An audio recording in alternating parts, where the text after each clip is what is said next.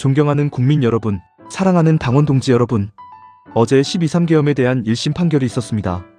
윤석열 전 대통령에게 무기징역이 선고되었습니다. 안타깝고 참담합니다.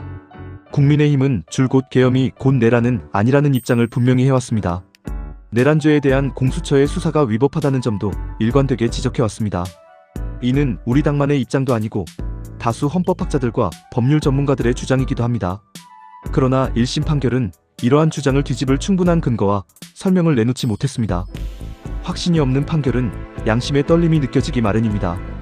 저는 판결문 곳곳에서 발견되는 논리적 허점들이 지기현 판사가 남겨놓은 마지막 양심의 흔적들이라고 믿습니다. 아직 1심 판결입니다. 무죄 추정의 원칙은 누구에게나 예외 없이 적용되어야 합니다. 이미 윤석열 전 대통령은 탄핵을 통해 계엄에 대한 헌법적 정치적 심판을 받았습니다. 지금 사법적 심판도 받고 있습니다. 그리고 국민의힘은 지난 대선에서 국민으로부터 정치적 심판을 받았습니다. 윤석열 전 대통령은 헌법재판소의 심판이든 법원의 재판이든 그 어떤 것도 받아들이고 있습니다. 이에 반해 이재명 대통령은 권력의 힘으로 국민 다수의 뜻을 무시하고 헌법 제84조의 불소추 특권을 근거로 내세워 12개 혐의의 5개 재판을 모두 멈춰 세워놓았습니다. 극명하게 대비되는 모습입니다. 이번 판결에서 재판부는 헌법 제84조의 소추가 공소제기라고 분명하게 밝혔습니다. 이재명 대통령 재판을 중지할 법적 근거가 사라진 것입니다. 법원은 이재명 대통령에 대한 재판을 즉시 재개해야 할 것입니다. 더불어민주당은 이재명 대통령을 지키겠다며 각종 방탄 악법들을 밀어붙이는 것도 모자라 현역 의원 86명이 대통령의 공소 취소를 위한 모임까지 만들었습니다. 법적 심판을 회피하는 이재명과 민주당의 행동이 진정 부끄러운 것입니다. 이야말로 국민께 사죄해야 할 일입니다. 2심까지 유죄 판결을 받은 김용의 출판기념회의 전현직 민주당 의원들과 권력자들이 우르르 몰려가는 건 역시 정말로 부끄럽고 마땅히 사죄할 일입니다. 재판부는 내란죄 유죄를 선고하면서도 대통령에게 국회의 주요 관료, 탄핵, 예산 삭감 등에 대항할 수 있는 마땅한 조치가 없다고 인정했습니다. 헌법에 외피를 쓰고 행정부를 마비시킨 민주당의 행위는 위력으로 국가기관의 활동을 무력화한다는 점에서 내란과 크게 다르지 않습니다. 헌법이 설계한 권력의 균형을 무너뜨리고 입법 독재로 대체하려 한 것입니다. 이제 민주당은 행정부와 입법부를 모두 장악하고 사법부까지 지배하려 하고 있습니다. 입법 독재로 소리 없는 내란을 계속했던 민주당의 책임을 국민들께서 엄중히 심판해 주셔야 합니다. 당원 동지 여러분, 말이 아니라 행동으로, 결과로 책임지는 정치, 그것이 보수입니다.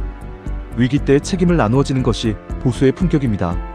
무도한 특검이 무리하게 기소했던 사건들이 줄줄이 무죄가 선고되고 있는데도 이에 대해 아무 말도 못하는 것이 보수의 품격은 아닐 것입니다. 책임을 회피하는 상대방 앞에서 책임을 질 줄 아는 우리가 스스로 움츠러들 이유가 없습니다.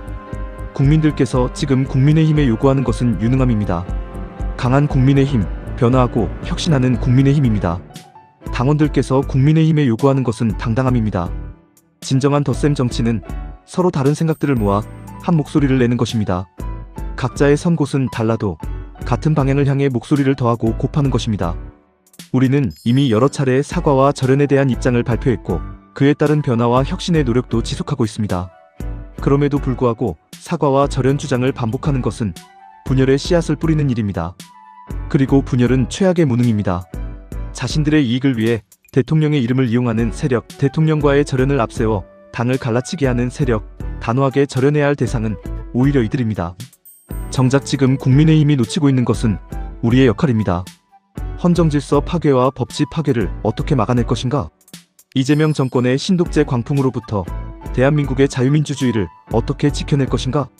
국민의 소중한 한 표 한 표를 지키기 위해 선거 시스템을 어떻게 바꿀 것인가? 국민은 지금 우리 당의 역할을 묻고 있습니다.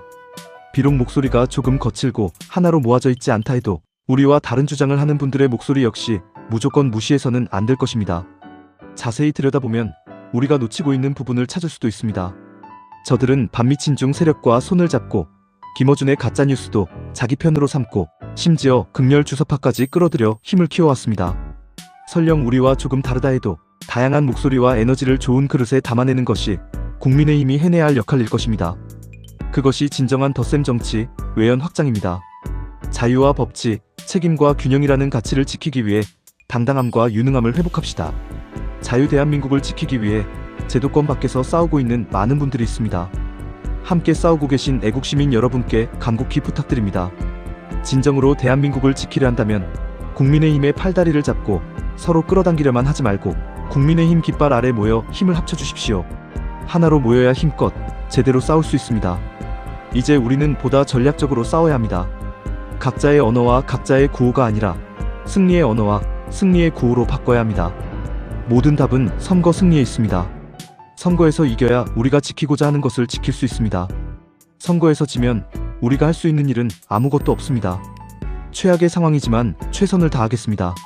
함께 싸웁시다. 당당하게 싸웁시다. 그리고 지혜롭게 싸웁시다. 감사합니다.